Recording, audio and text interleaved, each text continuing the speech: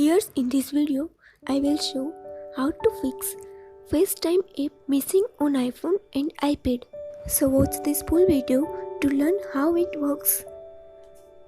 Let's get started. First of all, I am going to search for FaceTime app.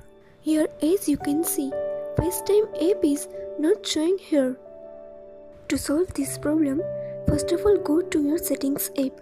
Here, scrolling down to below and tap on screen time. Now tap on content and privacy restrictions. Here, tap on allowed apps. Simply here, turn on toggle for FaceTime and camera.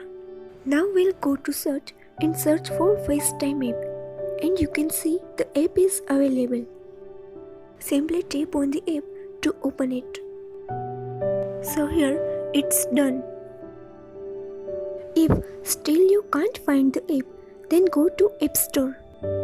Simply tap on App Store and here we go. Now go to search and search for FaceTime app. Here you can see FaceTime app.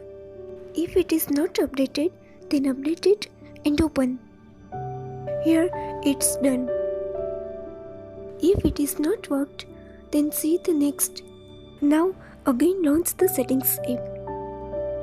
Now scrolling down to below and open general settings. In general settings, tap on software update. In here, check that your software is updated with latest version. So hope that this video will helpful to you. Please like this video, share and subscribe our channel.